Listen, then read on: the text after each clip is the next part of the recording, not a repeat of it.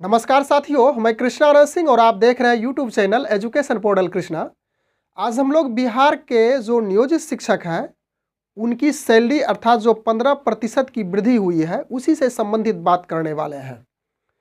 15% की वृद्धि के बाद अंततः उसके हाथ में जो राशि मिलेगी वह कितनी होगी और वह राशि किस प्रकार से वृद्धि की गई है उसको स्टेप बाय स्टेप हम लोग समझने का प्रयास करते हैं। यह जानकारी के पर्पज़ से वीडियो है। यदि इसमें कुछ आगे पीछे त्रुटि हो तो आप इसे इग्नोर करेंगे। हम लोग एक जानकारी के पर्पज़ से इसे बना रहे हैं। तो आप निश्चित रूप से आपके पास ज़रूर यह पे स्लिप होगा और उस पे स्लिप में ऊपर में जो भी आपका व्यक्तिगत इन्फॉर्मेशन है वह उसमें दर्ज होगा। तो ग्रेड पे 2000 है और उसके बाद पे ड्रोन 20,850 रुपया है। तो यहाँ से 20,850 रुपया यहीं से 15% की वृद्धि हुई है। तो 15% की वृद्धि यानी कि 20,850 में यानी इसका 15% की वृद्धि करेंगे तो यह कैलकुलेशन करने के बाद 20, चलिए थोड़ा कैलकुलेशन भी सीखते हैं। परसेंटेज का मतलब यहाँ पे 100 लाएंगे और गुना और 100 से भाग करने के बाद मैं कैलकुलेट करके पहले से रखा हूँ तो यह हो जाएगा 31,27.50। तो यह 15% की वृद्धि के बाद यानी कि 15% की वृद्धि करने के बाद इतनी राशि प्राप्त हो गई। अब यह जो 20,850 रुपया है इसमें ऐड करेंगे 20,850 में 31,27.50 और इसे ऐड करने के बाद यह प्राप्त हो जाता है 23,977.50 रुपया। तो अब यहाँ पे आ जाइए 18 नंबर में रिवाइज्ड बेसिक पे एज ऑन 1/4/2021 तो 23,980 है। तो यहाँ पे थोड़ी सी समझने वाली बात है कि 23,977 और वहाँ पे 23,980 है।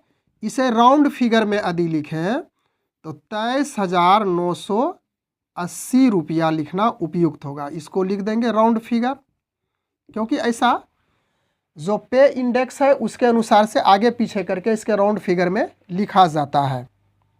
अब फिर हम लोग यहाँ से 19 नंबर पॉइंट पे बात करते हैं। नेक्स्ट डेट इंक्रीजमेंट 1 जनवरी 2022। तो इसमें 3% की फिर वृद्धि होगी, 3% की वृद्धि। यह हो गया आपका एनुअल इंक्रीजमेंट। तो 23,980 का 3%, फिर उसी तरह से कैलकुलेट कीजिएगा 23,980 गुना 3 और यहाँ पे 100 से पुनः हम भाग देंगे तो इसका आ जाता है 719.40 रुपया। तो अब इसमें यह जो 23,980 रुपया हो गया इसमें पुनः 3% की वृद्धि इतनी हुई, इसको पुनः ऐड कर देंगे तो 23,980 प्लस 719.40 और इसको जोड़ने के बाद प्राप्त हो जाता है 24,699। फिर इसी प्रकार से इसे राउंड फिगर में ले आएंगे तो यह हो जाएगा 24,710 रुपया, जो कि रिवाइज्ड बेसिक पे, जो कि पॉइंट नंबर 20 पे चर्चा करेंगे हम लोग। 24,710 रुपया यहाँ पे प्राप्त हो गया। अब यहाँ से पुनः हम लोग बात करेंगे आगे कि 2022 में यानी कि 1 जनवरी 2022 में जो महीना लगेगा यानी कि वह जो मंथली पूरा होगा तो उसमें अंततः हमें कितनी राशि प्राप्त होगी। तो अब हो गया बेसिक पे 24,710 रुपया। तो यहाँ से फिर HRA, उसके बाद DA, मेडिकल, फिर ईपीएफ डिडक्शन इत्यादि करते हुए कितनी राशि प्राप्त होती है, हम लोग कैलकुलेशन की सहायता से इसे समझते हैं। तो डियरलेस अलाउंस यह 31% मिल रहा है। तो 31% जो बेसिक पे है इसी का निकालना है, यानी कि 24,710 का 31%। फिर उसी प्रकार से इसका कैलकुलेशन कर लेना है। 24,710, यहाँ पे एक छूट गया है, यहाँ पे एक, गुना 31 अब बटे परसेंटेज का फिर उसी प्रकार 100 हो जाएगा। इसका कैलकुलेशन करने के बाद यानी 24,710 गुना 31 और उसके बाद इसमें डिवाइड कर देना है 100 से। तो कैलकुलेशन करने के बाद आपका प्राप्त हो जाएगा 7,660 रुपया। तो यह हो गया डीए, यानी कि 24,710 रुपये का। फिर डीए के बाद एचआरए। डीए का अर्थ हो गया कि महंगाई भत्ता यानी डियरनेस अलाउंस, और एचआरए का अर्थ हो गया हाउस रेंट अलाउंस। तो एचआरए इसमें 4 प्रकार की कैटेगरी होती है। पहली प्रकार की कैटेगरी में 4% मिलता है एचआरए, यह ग्रामीण क्षेत्र के अंतर्गत है। उसके बाद 6% जो कि नगर निगम क्षेत्र के अंतर्गत आता है। उसके बाद 8% यह शहरी क्षेत्र, और एक है 16% जो कि पटना नगर निगम क्षेत्र के लिए यह एचआरए यानी कि हाउस रेंट यानी कि घर का जो किराया है उसके रूप में यह दिया जाता है। तो हमें निकालना है इसी पे 24,710 पे। तो 24,710 का 4% यानी कि 4% जो कि ग्रामीण क्षेत्र के लिए है। तो इसका कैलकुलेशन करेंगे तो 24,710 गुना 4 बटे 100, और कैलकुलेशन करने के बाद यह प्राप्त हो जाता है 988 रुपया। मेडिकल, तो मेडिकल में 1,000 रुपया यह दिया जाता है।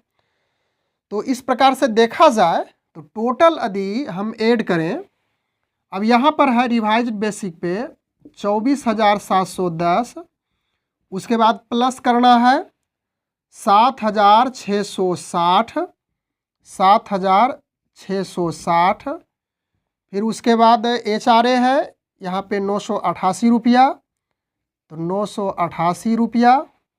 फिर मेडिकल है 1,000, फिर यहाँ पे 1,000 मेडिकल कर देंगे, यानी यह हो गया बेसिक। उसके बाद यह हो गया डीए, और यह हो गया एचआरए, और यह हो गया मेडिकल। तो सभी का कैलकुलेट करने के बाद यानी 34,358 रुपया। लेकिन यह जो 34,358 रुपया है, इसके बाद ईपीएफ में 1,800 रुपये की कटौती होती है। तो ईपीएफ डिडक्शन करें तो इसमें हो जाएगा 1,800 रुपया। तो इसको घटाने के बाद प्राप्त हो जाएगा 32,558 रुपया।